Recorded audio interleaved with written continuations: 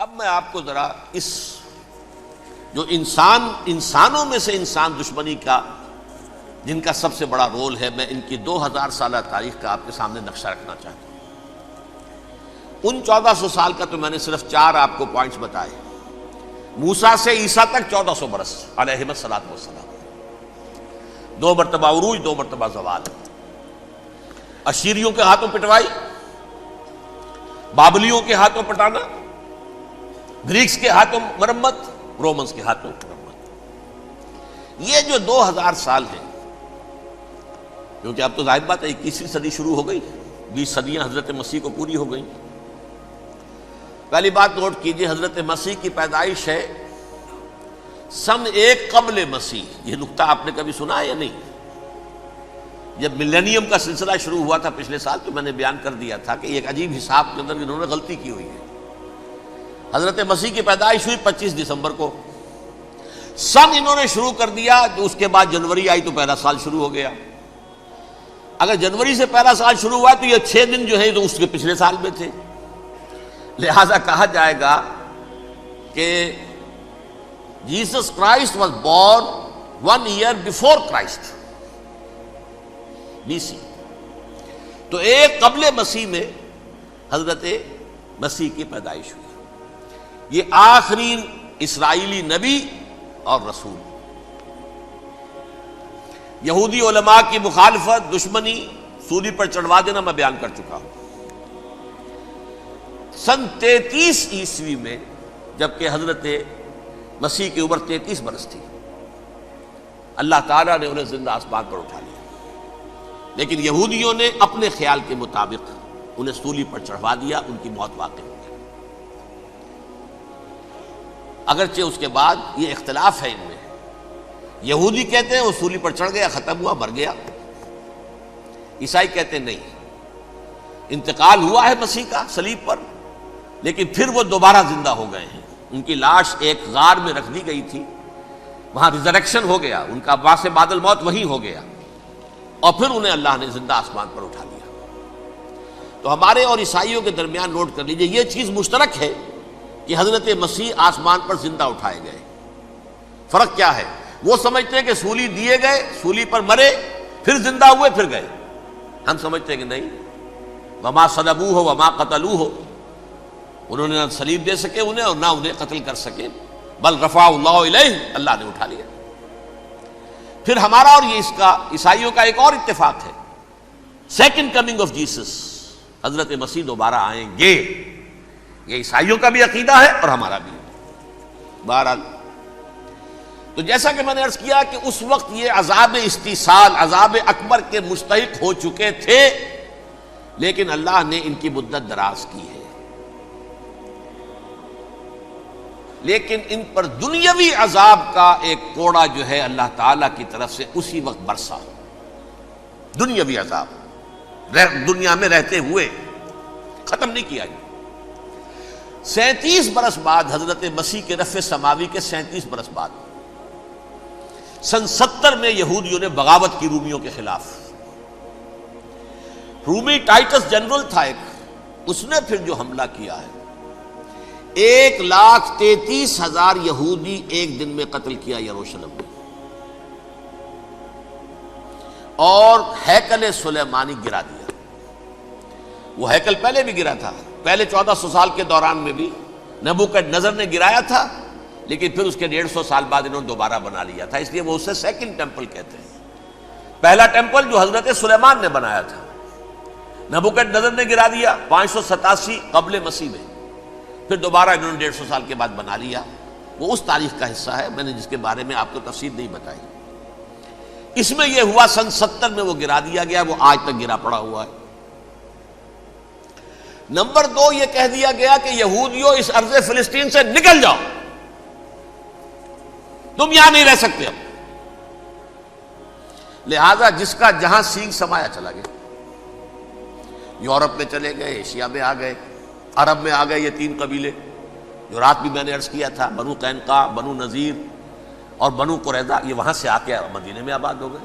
جس کا جہاں سینگ سمایا، افریقہ میں، ہندوستان میں، جہاں چلے گئے، ڈایاسپورا اسے کہتے ہیں، وہ آپ نوٹ کر لیجیے اس لفظ کو، ڈایاسپورا، ہمارا دور انتشار، جبکہ ہمیں ہماری اصل سرزمین تو فلسطین ہے، حضرت ابراہیم کا مسکن، حضرت اسحاق حضرت یعقوب کا مسکن فلسطین، یہ ہے ہماری اصل جاگیر، یہ تو ہماری جدی پشتی جاگیر ہے، لیکن یہاں سے نکال دیے گئے سن 70 عیسوی میں، اور وہاں سے لے کے 1917 تک ان کا ڈایاسپورا جاری رہا۔ یہ دور انتشار ہے۔ اس دور انتشار کے اب چند حصے ہیں جس کو میں چاہتا ہوں کہ آپ علیحدہ علیحدہ سمجھ لیں۔ دور انتشار کا جو پہلا جو ہے تقریباً 300 برس رومی حکمران تھے، وہ یہودیوں کے بھی دشمن تھے اور عیسائیوں کے بھی دشمن تھے، عیسائی اور یہودی ایک دوسرے کے بھی دشمن تھے،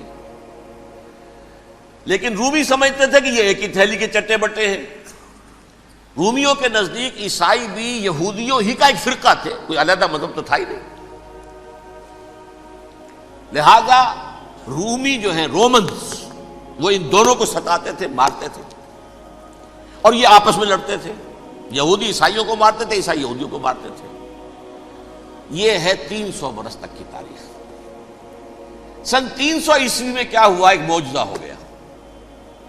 بہت عظیم ایمپرر کانسٹینٹائن، قسطنطین اعظم، رومن ایمپررز میں سے بہت بڑا ایمپرر، وہ عیسائی ہو گئے۔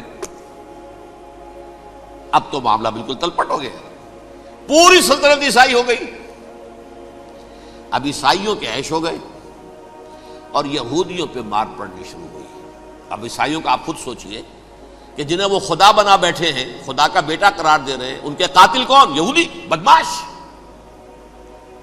لہذا ان کی وہ پٹائی شروع ہوئی ہے یورپ میں، پوری رومن امپائر میں، انہیں ذلیل کیا گیا، شہروں میں آمد بند، علیحدہ رہو، گھیٹوز کے اندر رہو۔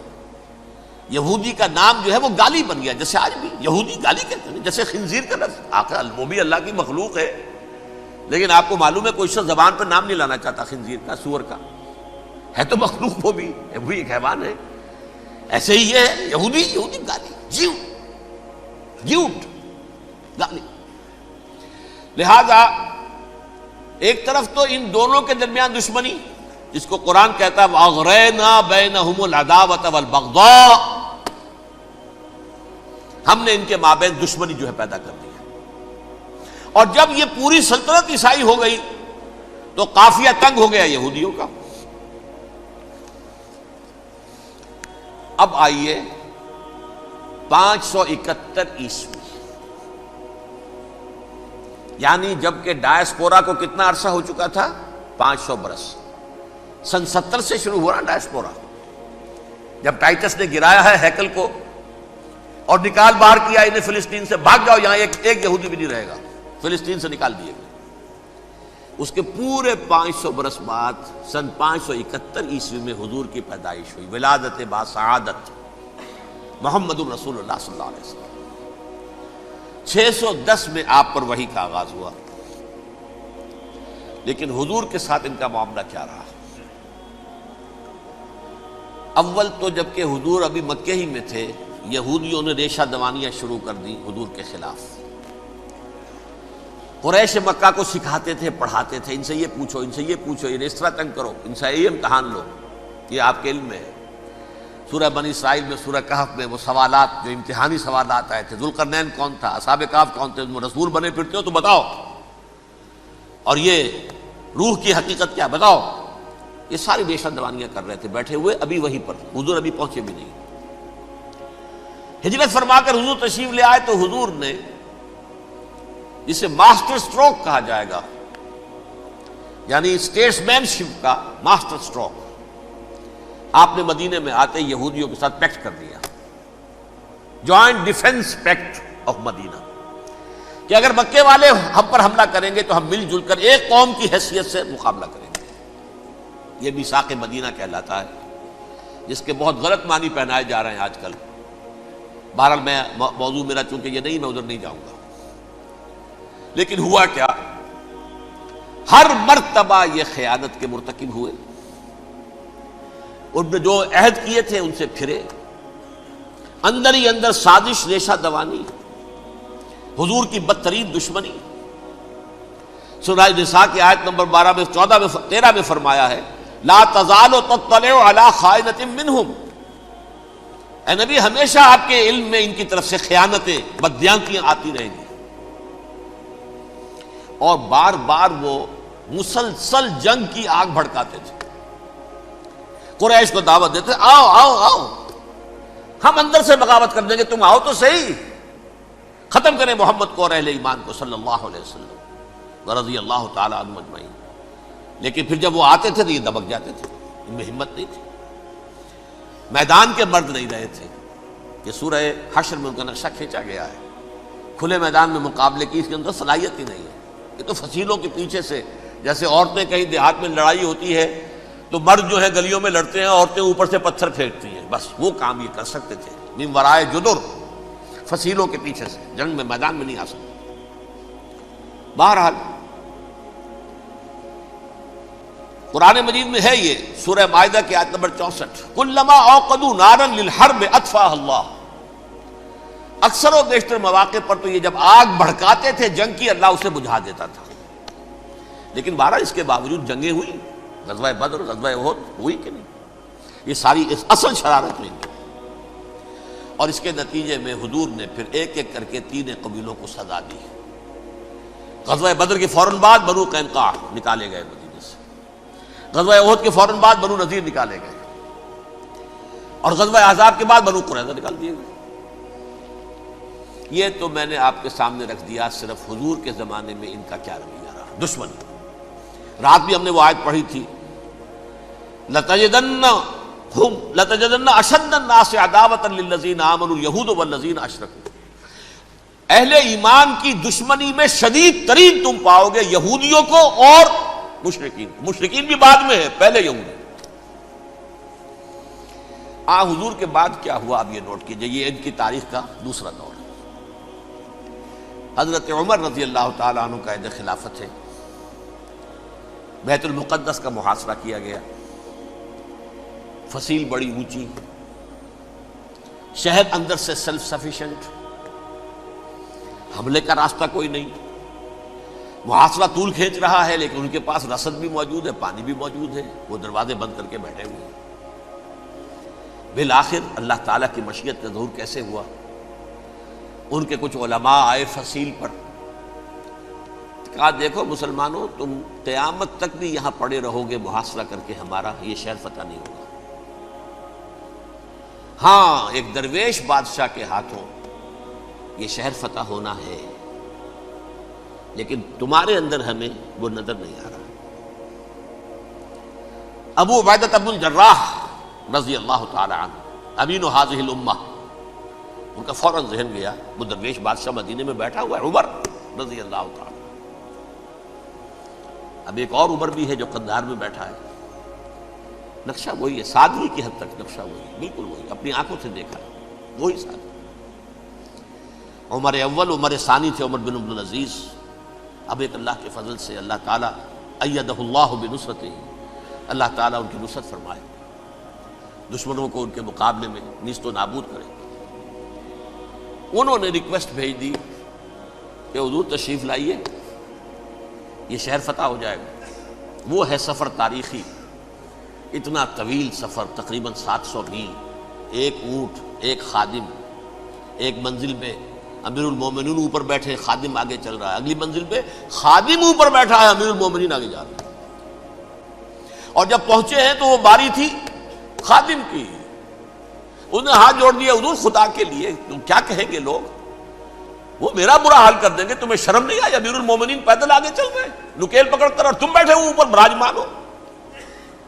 حضرت عمر فرمایا الدور دورک، نہیں باری تمہاری ہے، بیٹھ. اس حال میں پہنچے ہیں. اور پھر یہ کہ ابو عبیدہ بن الجراح آئے ہیں، استقبال کیا ہے تو دیکھا ہے اس حال میں چلے آ رہے ہیں. عمر نکیل پکڑے ہوئے چلے آ رہے ہیں، اور کہتے ہیں کہ کہیں کیچڑ ویچڑ تھا، جوتے خراب ہو گئے تھے، وہ بھی اتار کے ہاتھ میں پکڑے ہوئے، کپڑے تو تھے ہی پھٹے ہوئے. انہوں نے کہا بھی حضرت ابو عبیدہ نے، دیکھیے یہ بڑا متمدن ملک ہے، بڑا مہذب علاقہ ہے، یہ آپ ذرا حلیہ اپنا دوست فرما لیں تب جا کے پیش ہم آپ کو کریں گے. آپ نے فرمایا نحن قوم اعزنا اللہ بالاسلام، ہم وہ قوم ہیں جنہیں اللہ نے عزت دی ہے اسلام کے ذریعے سے. کپڑوں کے ذریعے سے نہیں، دولت کے ذریعے سے نہیں۔ اسی حال میں گئے ہیں، اوپر سے انہوں نے کھڑے ہو کر نشانیاں دیکھی ہیں، اپنی کتابیں کھولی، ہاں یہ وہی ہیں، اچھا لو جی سرنڈر، شہر تمہارے ہاتھ میں۔ خون کا ایک قطرہ نہیں بہا اور بیت المقدس فتح ہو گیا۔ لیکن اس وقت حضرت عمر نے ایک نرمی یہ کی کہ یہودیوں کے لیے بھی اسے اوپن سٹی قرار دے دیا۔ یہ احسان عظیم حضرت عمر کا، اس سے پہلے یہودی آ ہی نہیں سکتا تھا، داخل ہی نہیں ہو سکتا تھا، وہاں وہ آ کر وزٹ نہیں کر سکتا تھا، زیارت نہیں کر سکتا تھا اپنے مقدس مقامات کی۔ حضرت عمر نے یوں سمجھیے کہ تقریباً 550 برس کے بعد ان کے لیے راستہ کھولا ہے کہ ہاں تم آ سکتے ہو، زیارت کر سکتے ہو۔ لیکن یہ عیسائیوں نے لکھوایا معاہدے کے اندر، انہیں یہاں آپ آباد ہونے کی اجازت نہیں دیں گے، لیکن کم وزٹ دی پلیسز، دیکھیں زیارتیں کریں اور جائیں۔ یہ معاہدہ حضرت عمر کا ہے رضی اللہ تعالیٰ، جو پھر خلافت راشدہ کے بعد بنو امیہ نے بھی اس کو آرڈر کیا، بنو عباس نے کیا، پھر جو ہمارے یہ ترکوں میں اندر خلافت آئی تو ترک خلفاء نے بھی اس معاہدے کی پوری پابندی کی۔ فلسطین میں آ سکتے ہیں یہودی صرف زائرین کی حیثیت سے، وہاں آباد نہیں ہو سکتے۔ اب آئیے اگلا دور آیا حضرت عثمان کا دور خلافت۔ یہ ہے وہ وقت کہ اب یہود نے امت مسلمہ کی پیٹھ میں چھرا گھونپا۔ وہ کیسے؟ ایک یہودی عبداللہ ابن سبا اسلام کا لبادہ اوڑھ کر آ گیا، معاشرے کا جائزہ لے لیا، ان میں بنو ہاشم اور بنو امیہ میں جو پرانی کشاکش تھی اس کے کچھ نہ کچھ جراثیم باقی ہیں، اگر ان کو ذرا بھڑکا دے تو مسلمانوں میں انتشار پیدا ہو جائے۔ کہا یہ عثمان کون ہے؟ یہ تو بنو امیہ میں سے ہے، یہ حق تو بنو ہاشم کا ہے، خلافت ان کے پاس ہونی چاہیے، محمد کے تو رشتہ دار وہ ہے صلی اللہ علیہ وسلم۔ عوام الناس کے اندر بات پھیلنی شروع ہوئی، پھر ایک بڑی سازش کے انداز میں حضرت عثمان کے خلاف پروپیگنڈا، حضرت عثمان کے جو عاملین تھے، گورنر تھے، ان کے خلاف پروپیگنڈا، اور ایسی ہوشیاری کرتے تھے کہ کوفے میں کوفے کے حاکم کے خلاف کچھ نہیں کہنا، اجی مصر میں یہ ہو رہا ہے، اجی شام میں یہ ہو رہا ہے، اجی یہ جو عثمان ہے وہ یہ کر رہا ہے، یہ ظلم ہو رہا ہے، یہ لوٹ مار ہو رہی ہے، یہ خیانتیں ہو رہی ہیں۔ اب نہ تو اس زمانے میں مینز آف کمیونیکیشن، کیسے تصدیق کریں؟ افواہیں تو آپ آج کراچی کے اندر شروع ہو جائے تو پتہ نہیں چل سکتا کسی کو کہ کیا اس میں صداقت ہے کیا جھوٹ ہے، اور بری بات جو ہے فطرت انسانی کی کمزوری ہے وہ فوراً قبول کرتا ہے، کسی کے بارے میں اچھی بات ماننے کو تیار نہیں ہوتا لیکن بری بات تو فوراً تیار۔ بہرحال یہ فتنہ انہوں نے اٹھایا، حضرت علی کی الوہیت کا فتنہ اٹھایا، حضرت عثمان کے خلاف الفتنۃ الکبریٰ برپا کیا، حضرت عثمان شہید ہوئے۔ اس کے بعد 5 برس تک مسلمان ایک دوسرے کی گردنیں کاٹتے رہے، باہمی خانہ جنگی ہوئی، امت کو وہ زخم لگایا ہے جو آج تک جس سے خون رس رہا ہے۔ یہ شیعان عثمان اور شیعان علی تھے جو بعد میں پھر سنی اور شیعہ ہو اور آج تک ہے۔ فتنہ کس نے جگایا؟ ایک عبداللہ ابن سبا یہودی اور اس کے کارندے، شیطان کا ایجنٹ، اور انسانوں میں سے بھی اس کے جو بھی حواریین تھے اور شیطانوں کے اندر سے بھی تھے، انہوں نے بھی اس آگ کو بھڑکایا۔ یہ آپ سوچ لیجئے کہ یہ کس نے وہ زخم لگایا؟ یہودی۔ اگلا دور آیا، خلافت راشدہ ختم ہوئی، بنو امیہ کا بھی دور کافی گزر گیا۔ طارق ابن زیاد 712 عیسوی میں حملہ کرتے ہیں اسپین پر۔ اسپین اس وقت عیسائیت کا بہت بڑا گڑھ، بڑے کٹر ترین عیسائی جو ہے وہ اسپین میں تھے، لہذا یہودیوں کی وہاں بہت پٹائی ہوتی تھی، یہ میں بتا چکا ہوں، دشمنی تھی ان کی تو چلی آ رہی تھی عیسائیوں کے ہاتھوں یہودیوں کی، وہ تو سن 300 عیسوی سے ایمپرر کانسٹنٹائن کے بعد سے شروع ہو گئی تھی۔ اس حوالے سے یہودیوں نے اس وقت چالاکی یہ برتی، کچھ راستے واسطے بتائے، کچھ مدد کی طارق ابن زیاد کی۔ طارق ابن زیاد نے انہیں اپنا محسن سمجھا، ہسپانیہ فتح ہو گیا تو یہودی چونکہ محسنین کی فہرست میں آ چکے تھے، انہیں بہت اقتدار نصیب ہوا، بڑی سپورٹ مسلمانوں نے دی۔ ان کے بڑے بڑے علماء جو ہیں اسی دور کے اندر پیدا ہوئے، بڑے بڑے تھنکرز ان کے اسی دور میں پیدا ہوئے۔ بن گوریون جو کہ ایک وزیر اعظم تھا اسرائیل کا، اس نے یہ لکھا ہے اپنی کتاب میں، Muslim Spain was the golden era of our diaspora. وہ ڈائسپورا جو 70 عیسوی سے شروع ہوا تھا اور 1917 عیسوی تک جاری رہا ہے، اس میں سے گولڈن ایرا ہمارا جو تھا وہ مسلم اسپین تھا. ہسپانیہ میں بیٹھ کر ہم نے عیش کیے. لیکن وہاں سے انہوں نے اور جو کچھ کیا، یہ تو داستان کے بہت سے گوشے ہیں، لیکن میں جس اسٹریٹ لائن میں چل رہا ہوں اس کے اعتبار سے ایک بات سمجھ لیجیے. وہاں بیٹھ کر انہوں نے اب عیسائیت کی پیٹھ میں چھرا گھونپا،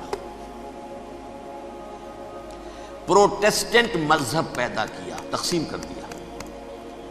جیسے شیعہ سنی کی تقسیم، عبداللہ ابن سبا، رومن کیتھولک اور پروٹیسٹنٹ کی تقسیم، یہودی علماء.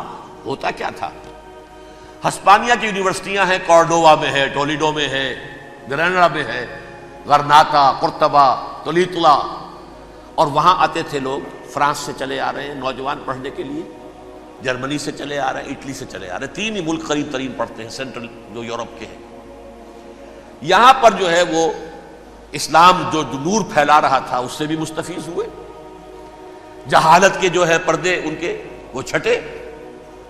اس کے ساتھ ہی وہ یہودی وہاں ان کے اندر جو جراثیم داخل کر رہے تھے وہ اس عیسائیت کے خلاف بغاوت تھی جو اس وقت دنیا میں عیسائیت اس وقت تھی. پوپ کا راج تھا دنیا میں اس وقت. یورپ میں جو عیسائیت تھی اس میں ایک طرف بادشاہ تھے، لیکن بادشاہوں کی حیثیت وہاں پر یوں سمجھ لیجئے کٹ پتلیوں کی تھی. اصل قوت پوپ کے ہاتھ میں تھی. اور پوپ کو انہوں نے جیسے قرآن نے کہا اتخذوا احبارهم ورهبانهم اربابا من دون اللہ، کیونکہ سینٹ پال نے شریعت موسوی ساقط کر دی تھی تو اب شریعت تھی ہی نہیں. پوپ کو اختیار تھا جس چیز کو چاہے حلال قرار دے دے، جس چیز کو چاہے حرام قرار دے دے. اتخذوا احبارهم ورهبانهم اربابا من دون اللہ. انہوں نے کہا صاحب یہ پوپ کس بلا کا نام ہے، یہ بھی انسان ہے. بات تو ٹھیک تھی نا، اصل حیثیت تو کتاب کی ہونی چاہیے نا، ڈیوائن بک، دی ریویلڈ اسکرپچر. لہذا اور یہ کتاب ہر شخص پڑھ سکتا ہے. کوئی پوپ کے باپ کو جو ہے کوئی اس کے لیے پروپرائٹری رائٹس تو نہیں ہے کہ صرف پوپ پڑھ سکتا ہے یا پادری پڑھ سکتے ہیں. ہم بھی پڑھ سکتے ہیں، ہم بھی سمجھ سکتے ہیں. یہ باتیں تھی کہ جن کو بڑھا چڑھا کر بیان کر کے اور پوپ کا اقتدار ختم کرا دیا اور توجہ مرکوز کر دی بائبل کی طرف. اب بائبل میں بڑا حصہ تو اولڈ ٹیسٹامنٹ کا ہے. نتیجہ کیا ہوا؟ یہود کی عظمت پروٹیسٹنٹس کے نزدیک مسلم ہو گئی. اصل قوم تو یہ ہے. وہ دشمنی بدلی کہ نہیں بدلی؟ موسیٰ کے امتی یہ ہے، تورات موسیٰ کو دی گئی، ابراہیم کی نسل یہ ہے.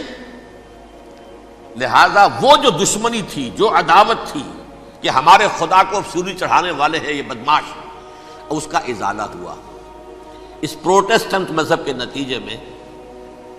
یہ میں اب آپ کو بتاتا ہوں کہ ایک نتیجہ وہ نکلا ہے جسے برٹرنڈ رسل نے بیان کیا ہے. اس کی کتاب ہے ان پریز آف آئیڈلنس، صفحہ 108. وہ لکھتا ہے the Christians retaining the Judaic belief in special revelation added to it the Roman desire for world wide domination and the Greek taste for metaphysical subtleties. The combination produce the most fiercely persecuting religion that the world has yet known. یہ 3 چیزیں آ کر عیسائیت میں مل گئی. ایک تو جب یہ اولڈ ٹیسٹامنٹ جو ہے وہ ان کے ہاتھ میں آ گئی، اور اس کے میں کچھ آپ کو بتا دیتا ہوں کہ اولڈ ٹیسٹامنٹ کی تعلیمات، کیونکہ یہ اولڈ ٹیسٹامنٹ جو ہے یہ محرف تھی. اصل تورات تو گم ہو گئی تھی 587 قبل مسیح میں، جب پہلی مرتبہ ہیکل جو ہے تباہ ہوا ہے اس وقت ختم ہو گئی تھی. اس کے کوئی 150 سال کے بعد انہوں نے یادداشتوں سے مرتب کر کے لکھی ہے. اب اس میں ان کے اپنے خیالات، اپنے امانی، اپنی توجیحات وہ شامل ہو گئی. لہذا میں آپ کو حوالے دیتا ہوں اس کتاب کے اندر مظالم کی جو تعلیم دی گئی ہے، اہل کتاب نے اپنے مظالم قتل عام کے جواز کے لیے تورات میں تبدیلیاں کی اور پیغمبروں پر دہشت ناکی اور بدترین حرام کاری کے الزامات لگائے. سنیے، پہلا حوالہ ہے یہ گنتی باب 31 آیات 17-18.